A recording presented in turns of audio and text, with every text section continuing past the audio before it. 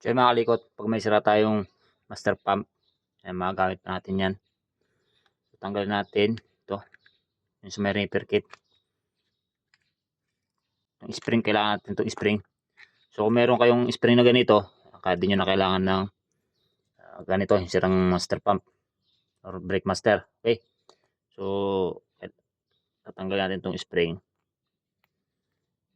dahil kailangan natin to.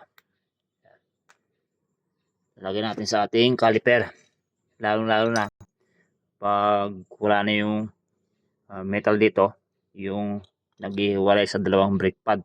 Okay, so para iwas pakat or iwas stuck up yung brake pad sa disc brake, lalagyan natin siya ng spring dito. Pati lang natin, tapos putulin natin.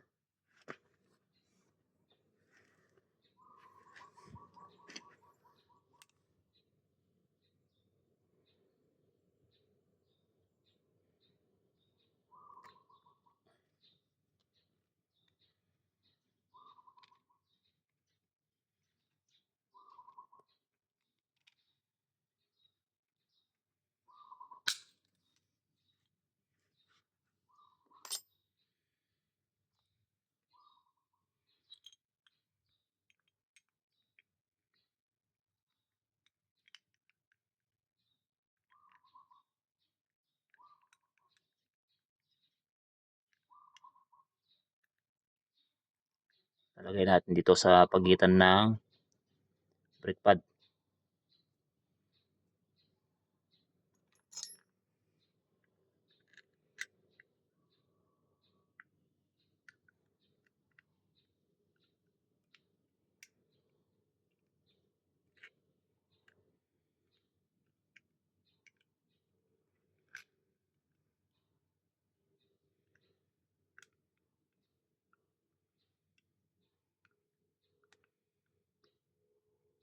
Para pag tinutulak ng piston nito, bumabalik yung brake pad. Tingnan natin kung hindi siya masyadong mahaba.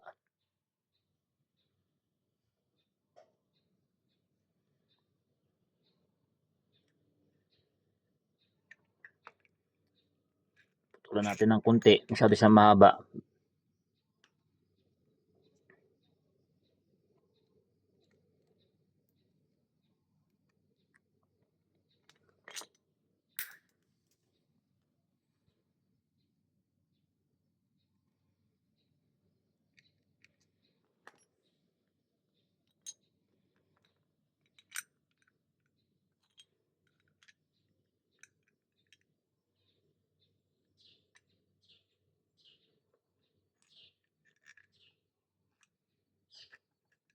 Yan, okay na.